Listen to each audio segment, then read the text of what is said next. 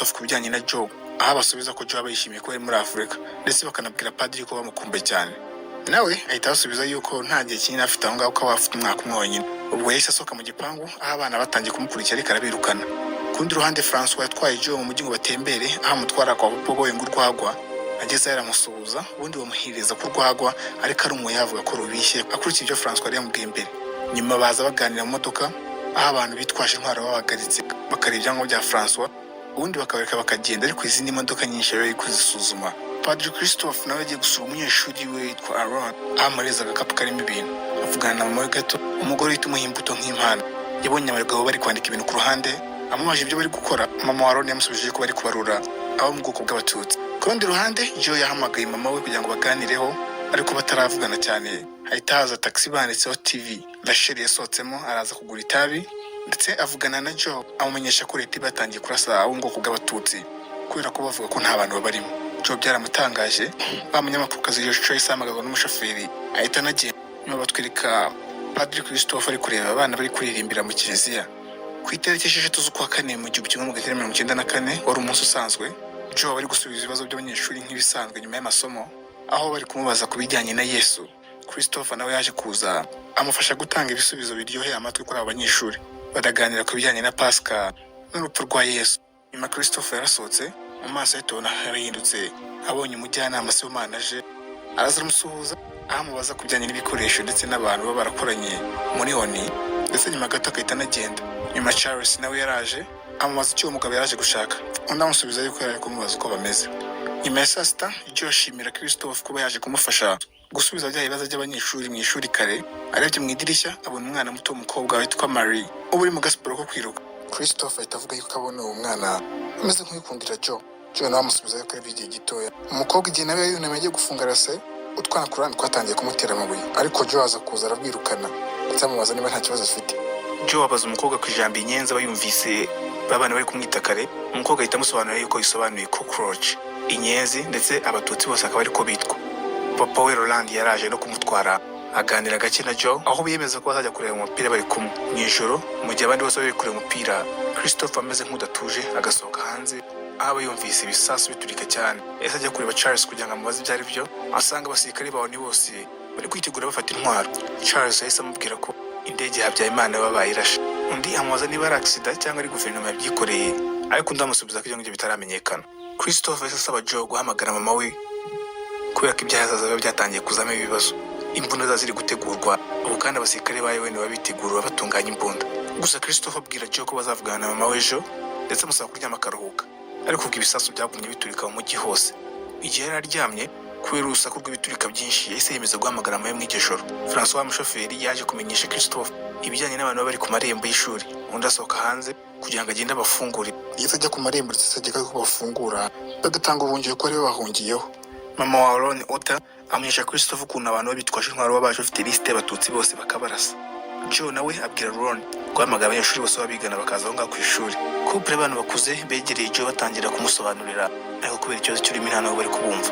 Yahise ahamagara François ngo amusobanurire, ariko iyo couple itayigendera. Joe abajije François ibyo ari byo, ahita amusobanurira ko aba ari umuhutu, kandi Abatutsi bakaba banga cyane, bityo bakaba bashaka kwisubiza imbaraga ko bakaba bumva ko kuba umuhutu ngo bari nk'abacakara b'Abatutsi.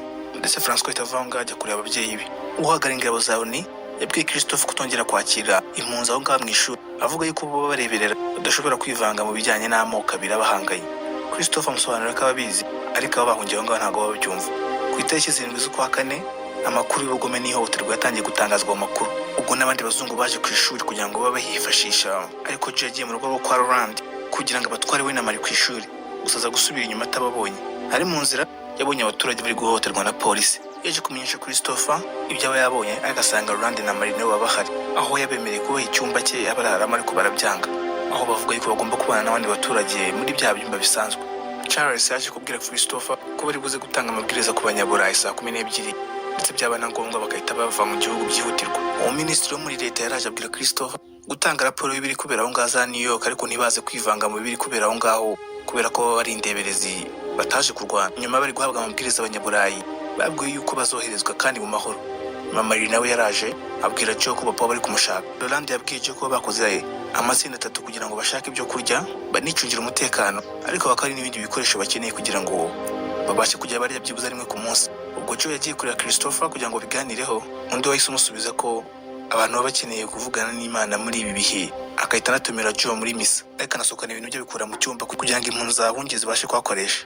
Ku munsi wa 10 ibintu bitangiye guhinduka, umujyanama Sibomana yaragarutse ahura na Christopher, ahamubwira ko leta ibitishimiye kubona abatutsi bahawe ubuhungiro aho ngaho mu ishuri, avuga ko abanyarwanda ubundi basanzwe barinda abanyarwanda, ndetse anongeraho yuko bagomba kuvugana n'abashuti babo b'Ababiligi agira ngo abivugane na Charles, ndetse mbere yuko agenda akanga avuga ibyo abasirikare 10 b'Ababiligi bari barinze Minisitiri w'Intebe wari Agatha Kanziga icyo gihe. Christopher agiye kwibeza Charles, aho Charles amubwira ko kuko abasirikare 10 baba babuze. Joe yagiye kureba Christopher amuhereza igitekerezo ko bagomba guhamagara Bishop akaza aho ngaho ku ishuri, undi amusubiza ko UN nayo ubu ngubu iri kurebwa ikijisho ishobora kutagira icyo ikora. Joe yasohotse hanze aho abazamara ibyo bari kumva kuri radio, undi nawe amusubiza ko cockroaches cyangwa se inyenzi ngo zose zaba zihishe mu mashuri, ibitiro bikaba birimo ubusa. Joe yahise afunga radio ahita yerekeza kwa Christopher. Yabwiye Christopher ko Rachel abakorera BBC, ndetse ko bifashije ubufasha bwe bashobora gutangaza ibiri kubera aho ngaho kuri televiziyo ku buryo isi yamenye ibiri kuhabera. Ajya kubibwira Charles, ariko Charles arabyanga. Na Christopher agiye gushyira agasada ke, ariko Charles atamubwira ko abasirikare 10 babuze babonwe ndetse bamaze kwicwa na leta, bityo aba nta muntu n'umwe ugifite umutekano aho ngaho. Joe yahise afata imodoka kugira ngo ajye gushaka François umwe mu Hutu, atamubonye yagiye ku biro aho Rachel abakorera, amwaka ubufasha. Rachel abanza kwanga, ariko nyuma aza kwemera, ariko amaze kumenya amakuru y'abanyaburayi 40 baba bahungiye muri bya shuri nabo bari kwerekeza ku ishuri, baje guhagarikwa n'interahamwe bose basohora mu modoka, ndetse Joe n'amaso yibonera umugabo hirya ari kwicwa atemwe. Ibintu byamuteye ubwoba, abona François n'umuhoro uri gutemba amaraso mu biganza bye, ariko arabavugira kuri izo nterahamwe barabareka baragenda. Bari mu nzira, umukameramani wa Rachel yatangiye gukamera imibiri yicaye aho ngaho mu nzira, ariko Joe abasigaye mu modoka yabuze icyo yakora yumiwe. Nyuma Joe yicaye wenyine, Christopher yamujeho amubwira ko yamenye amakuru yaba ari yari bayabafashe. Joe amwijwe yo kumirwa yahise amubwira yuko na François yari ariyo, ndetse nawe akaba amaze guhinduka interahamwe. Rachel yahaye interview Charles aho amubaza ibibazo bikakaye. Charles aza kugira umujinya ahita asaba umukameramani kureka kumukamera ahita anagenda, ariko ubwo abahutu babazengurutse aho ngaho ku ishuri n'imihoro. Christopher aje kujya kureba Charles kugira ngo amubaze icyo bari buze gukora, aho yamubwiye ko igihe abanazi bateraga Abayahudi, ababyeyi be ngo batabaye Abayahudi, ndetse akaba ari ikintu yirata kugeza amagingo ye.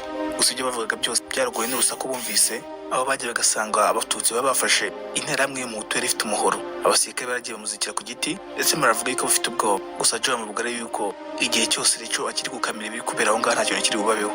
Gusa interahamwe zari zasaze ziri kuririmba indirimbo zuzuye urwango no gushaka kwica impunzi zaba zahungiyeho. Mu ijoro Rachel yaje kubaza Joe impamvu mu by'ukuri aba ari aho ngaho, amusubiza ko nk'umuntu wari ufite ibintu byose yashatse kugira ikintu akora cyagira icyo kimarira abandi.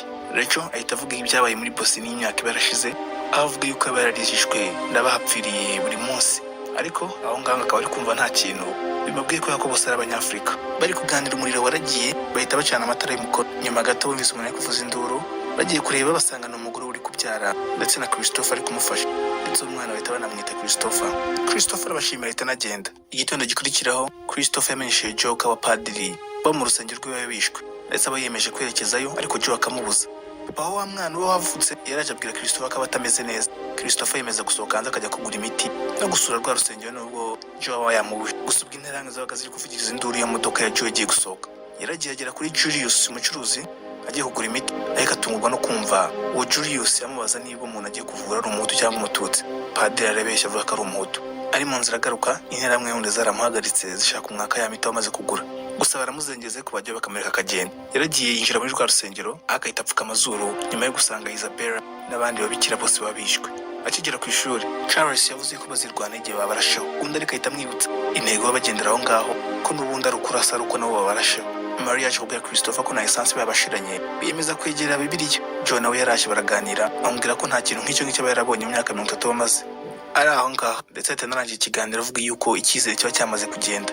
Kakana Christopher yarakabateje mu muhango uri kubera muri rwa rusengero, ariko ubwo abasirikare b'Abafaransa baje ku ishuri, abatutsi bagize ngo baje gutabarwa, bahise basohorwa mu modoka bari binjiye. Rachel yaraje avuga ko kapiteni w'abasirikare bavuze yuko bari butware abazungu bonyine muri izo modoka z'Abafaransa. Joe na Christopher bagangaho bumiwe bareba abasirikare bagenda. Mama ari kuganira na Joe, Christopher nawe ku rundi ruhande bagiye kureba Ada n'akakana kaba kavutse kugira ngo agahe ya miti, aho bahita babona yuko abaturage baba batangiye gusohoka baciye inyuma. Abasirikare bone bariruka kugira ngo batabare, ariko interahamwe ziza nk'agatera zikabica hafi ya bose. gusa Ota ajya kwihisha hafi y'igihuru kiba kiri aho, gusa umwana agatangira kurira nawe bagahita bamubona bakamwica n'umwana. Joe birebera muri senyenge z'ikigo biramubabaza bidasanzwe, gusa nawe agahita abwira Christopher ko bagomba kwitegura bakava aho ngaho. Igihe Christopher yicaye mu gikoni, Mary yaraje abaza Christopher niba bazamusiga, undi nawe mu kumurema agatima amubwira yuko bazaguma bari kumwe mu mutima kugeza igihe cyose azapfa. Nuko agahita agenda. Charles yaje kureba Joe ngo bavugane na Christopher ahita aza, aho Charles abamenyesha ko baba bafite amabwiriza yo guhita bava aho ngaho bakajya ku kibuga cy'indege mu minota 30 yonyine. Joe bwa mbere ntabwo aba abishaka, ariko Christopher amwumvise ko yandi mahitamo. Abasirikare babona bapanga imizigo yabo yose, ndetse Christopher agatangaza ibyo ngibyo muri misa. Impunzi zari zahungiye zidafite icyo gukora zatangiye kujya ku bikamyo byabo kugira ngo barebe ko babatabara. Joe bamaze kugera mu gikamyo yabonye Christopher yihagarariye mu bantu, ahita ava mu modoka kugira ngo amubaze.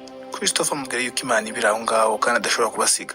Ubwo na Roland yasabye Charles ko byibuze basigaho barashe we n'abana kugira ngo birinde uburibwe no gutemwa n'imihoro, gusa Charles arabyanga ahita anagenda. Abari bahungiye aho ngaho batangiye kuvuza induru, ariko abasirikare b'umuryango w'abibumbye na Joe bava aho ngaho baragenda. Roland na Christopher batangiye gushyira abana mu modoka ibiranga ngo batware ahantu hari umutekano, ndetse Christopher atwara abana bakura aho ngaho. Wa mujyanama Sibomana ahita atanga itegeko ku nterahamwe kugira ngo zitangire kwica. Mu ijoro ya modoka yaje guhagarikwa n'interahamwe Julius. Mary ahita akuramo abana bajya kwirukanka mu byatsi biba biri aho hafi.